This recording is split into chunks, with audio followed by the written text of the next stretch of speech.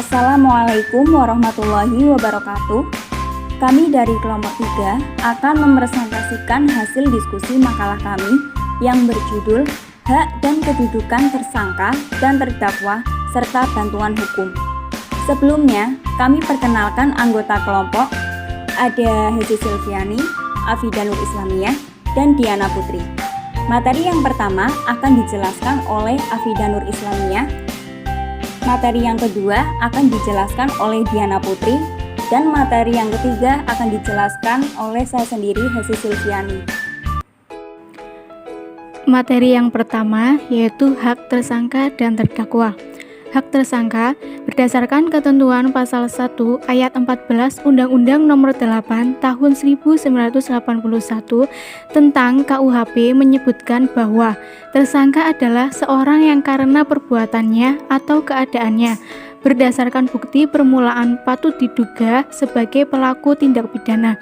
Perlindungan hukum terhadap hak tersangka adalah tempat berlindung bagi seseorang dalam memperoleh hak-haknya sebagai tersangka melalui ketentuan-ketentuan, kaidah-kaidah maupun peraturan-peraturan yang mengatur tata kehidupan masyarakat yang diakui dan diikuti oleh anggota masyarakat itu sendiri. Hak-hak tersangka yang dijamin perlindungannya dalam penyidikan dapat dikelompokkan menjadi dua, yaitu A. Hak-hak tersangka dalam pemeriksaan. 1. Hak untuk segera diperiksa oleh penyidik dan diajukan kepada penuntut umum. Ketentuan ini diatur dalam pasal 50 ayat 1 dan ayat 2 KUHP. Sebagai berikut, tersangka berhak segera mendapat pemeriksaan oleh penyidik dan selanjutnya dapat diajukan kepada penuntut umum. Tersangka berhak perkaranya segera diadili oleh pengadilan. Hal ini untuk menjauhkan kemungkinan ketidakjelasan nasib seseorang yang disangka melakukan tindak pidana dan jangan mengulur-ulurkan waktu pemeriksaan sehingga dirasakan tidak adanya kepastian hukum, adanya perlakuan sewenang-wenang dan tidak wajar. Yang kedua, hak untuk diberitahukan dengan bahasa yang dimengerti tentang apa yang disangkakan kepadanya. Pemahaman terhadap penggunaan bahasa menduduki posisi yang penting terhadap proses hukum. Hal ini diatur dalam pasal 51 butir A KUHP. Tersangka berhak untuk diberitahukan dengan jelas dalam bahasa yang dimengerti olehnya tentang apa yang disangkakan kepadanya waktu pemeriksaan dimulai. Yang ketiga, hak memberikan keterangan secara bebas kepada penyidik. Hak ini diatur dalam pasal 52 KUHP, yaitu dalam pemeriksaan pada tingkat penyidikan dan pengadilan, tersangka atau terdakwa harus berhak memberikan keterangan secara bebas kepada penyidik atau hakim. Penjelasan tersebut supaya pemeriksaan dapat mencapai hasil yang tidak menyimpang daripada yang sebenarnya, maka tersangka harus dijauhkan dari rasa takut. Oleh karena itu, wajib dicegah adanya paksaan atau tekanan terhadap tersangka. Yang keempat, dalam pemeriksaan penyidikan tersangka berhak mendapatkan juru bahasa. Ketentuan ini diatur dalam pasal 53 ayat 1 KUHP yang berbunyi, dalam pemeriksaan pada tingkat penyidikan dan pengadilan, tersangka atau terdakwa berhak untuk setiap waktu mendapatkan bantuan juru bahasa sebagaimana yang dimaksud dalam pasal 177. Yang kelima, yaitu hak mendapatkan bantuan hukum yang dimiliki setiap orang, khususnya orang yang tidak mampu agar ia mendapatkan keadilan. Hal tersebut diatur dalam pasal 54 KUHP. Yang keenam, yaitu hak untuk mengajukan saksi yang menguntungkan, diatur dalam pasal 65 KUHP. Yang berbunyi sebagai berikut.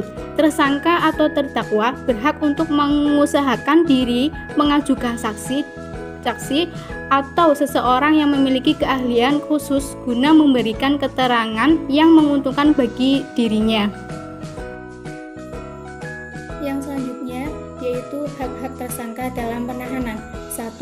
Hak menghubungi penasihat hukum serta berbicara dengan perwakilan negaranya dalam menghadapi proses perkaranya. Setiap tersangka atau terdakwa memiliki hak untuk menghubungi penasihat hukum, apalagi jika tersangka diancam dengan hukuman di atas 5 tahun. Hal ini diatur dalam pasal 57 ayat 1 yang berbunyi sebagai berikut. Tersangka atau terdakwa yang dikenakan penahanan berhak menghubungi penasihat hukumnya sesuai dengan ketentuan undang-undang tersebut.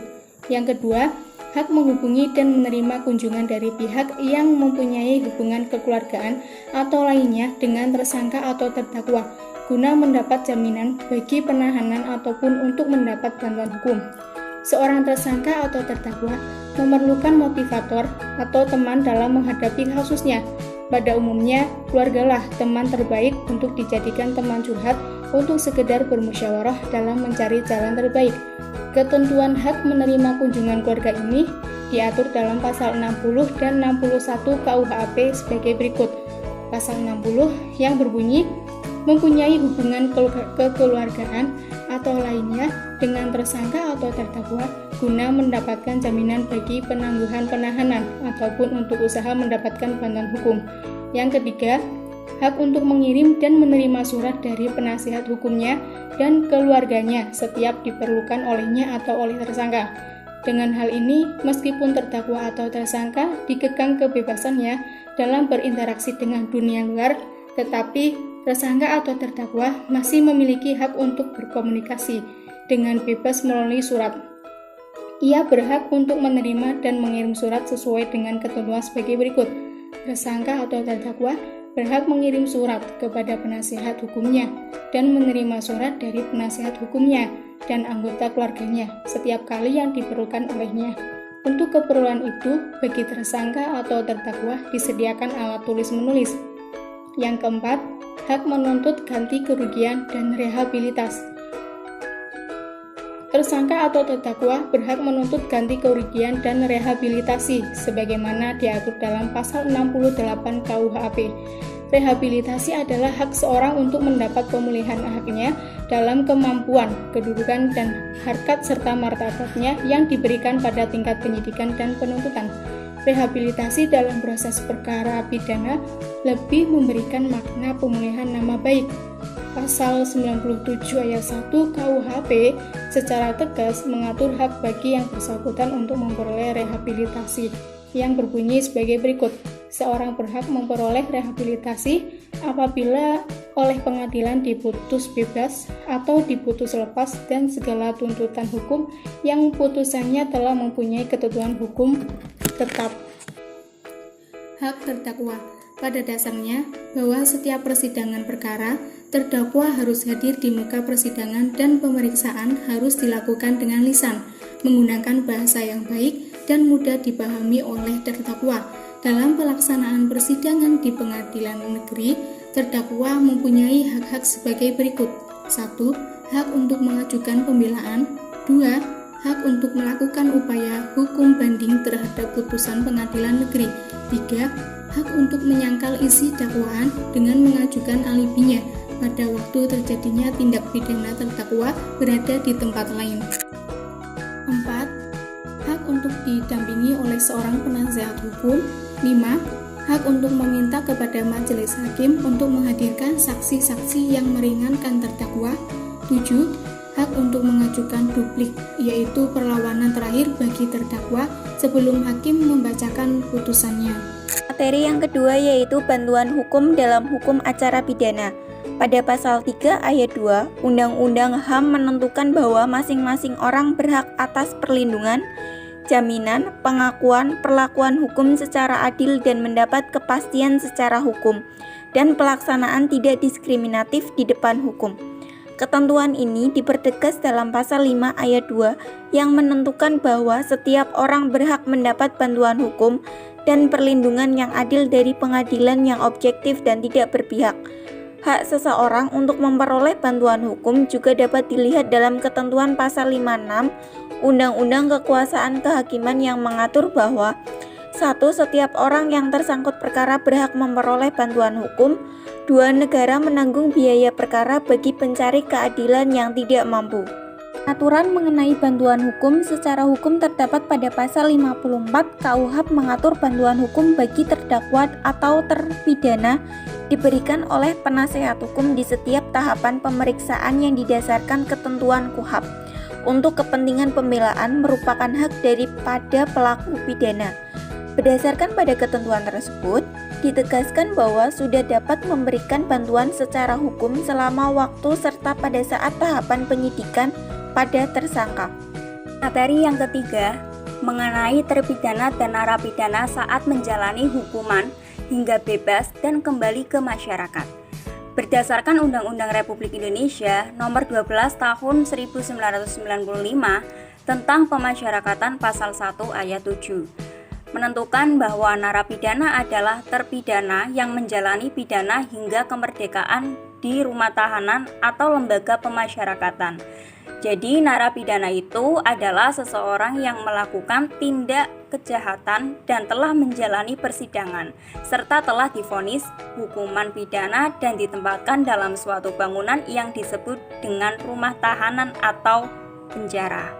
Dalam Undang-Undang Nomor 12 Tahun 1995, Pasal 14 ditegaskan dengan menyatakan bahwa narapidana itu berhak memperoleh atas hak-hak narapidana antara lain melakukan ibadah sesuai dengan agama atau kepercayaannya, mendapatkan perawatan, baik itu perawatan rohani maupun jasmani, mendapatkan pendidikan dan pengajaran, mendapatkan pelayanan kesehatan dan makanan yang layak, menyampaikan keluhan, mendapatkan bahan bacaan dan mengikuti siaran media massa lainnya yang tidak terlarang, mendapatkan upah atau premi atas pekerjaan yang dilakukan, menerima kunjungan keluarga dan penasehat hukum atau orang tertentu lainnya, mendapatkan pengurangan masa pidana atau bisa disebut dengan remisi, mendapatkan kesempatan berasimilasi termasuk cuti mengunjungi keluarga, mendapatkan pembebasan bersyarat,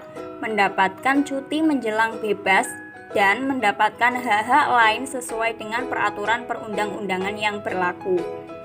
Pun lembaga pemasyarakatan yang mengatur setidaknya ada 5 hak narapidana. Yang pertama, mengadakan hubungan terbatas dengan pihak luar, 2. Memperoleh remisi, 3. Memperoleh asimilasi, 4. Memperoleh cuti, 5. Memperoleh pembebasan bersyarat. Yang pertama, mengadakan hubungan terbatas dengan pihak luar. Maksudnya, negara tidak berhak membuat seorang narapidana menjadi lebih buruk dari sebelumnya. Selama menjalani masa hukumannya, seorang narapidana harus secara berangsur-angsur diperkenalkan dengan masyarakat dan tidak boleh diasingkan oleh masyarakat. Yang kedua, memperoleh remisi. Remisi di sini itu adalah potongan atau pengurangan masa hukuman seorang narapidana karena berkelakuan baik selama menjalani masa hukuman di lembaga pemasyarakatan. Jadi bahwa setiap narapidana yang berkelakuan baik telah berjasa kepada negara, melakukan perbuatan yang bermanfaat bagi negara ataupun kemanusiaan, dan narapidana yang membantu kegiatan dinas lapas akan memperoleh remisi. 3. Memperoleh asimilasi. Selama narapidana kehilangan kemerdekaannya, seorang narapidana harus secara berangsur-angsur diperkenalkan kepada masyarakat dan tidak boleh diasingkan dari masyarakat. Asimilasi dapat dilakukan dengan 2 cara, yaitu asimilasi ke dalam dan asimilasi keluar. Asimilasi ke dalam yaitu dengan hadirnya masyarakat ke dalam lapas, dan asimilasi keluar yaitu dengan hadirnya narapidana di tengah-tengah masyarakat. 4. Memperoleh cuti. Seorang narapidana selain berhak mendapatkan remisi dan asimilasi, juga berhak mendapatkan cuti. Sebagaimana cuti yang dimaksud yaitu cuti untuk keperluan khusus, cuti untuk pembinaan asimilasi, cuti menjelang lepas atau yang disebut dengan cuti pre-release treatment. 5. Memperoleh pembebasan bersyarat. Maksud dari pembebasan bersyarat itu sama dengan pengertian pelepasan bersyarat, yaitu dalam KUHP pasal 15 ayat 1, yaitu jika terpidana telah menjalani 2/3 dari lamanya pidana penjara yang dijatuhkan kepadanya yang sekurang-kurangnya harus 9 bulan, maka kepadanya dapat diberikan pelepasan bersyarat. Jika terpidana harus menjalani beberapa pidana berturut-turut, pidana itu dianggap sebagai satu pidana. Demikian terkait narapidana yang akan kembali ke masyarakat, tentu harus adanya proses pembinaan. Nah, dalam proses tersebut merupakan suatu cara perlakuan terhadap narapidana yang dikehendaki oleh sistem pemasyarakatan dalam usaha mencapai tujuan, yaitu agar sekembalinya narapidana itu dapat berkelakuan sebagai anggota masyarakat yang baik dan berguna bagi dirinya, masyarakat, serta negara, seperti halnya pengayoman, persamaan perlakuan dan pelayanan, pendidikan, pembimbingan, penghormatan, harkat dan martabat manusia. Kehilangan kemerdekaan merupakan satu-satunya penderitaan dan terjaminnya hak untuk tetap berhubungan dengan keluarga dan orang-orang tertentu. Itu merupakan dari proses pembinaan agar narapidana itu kembali ke masyarakat itu menjadi lebih baik dari sebelumnya. Demikian materi yang telah dipaparkan oleh kelompok kami. Kurang lebihnya mohon maaf apabila ada kata-kata yang kurang berkenan, baik disengaja maupun tidak disengaja. Cukup sekian. Wassalamualaikum warahmatullahi wabarakatuh.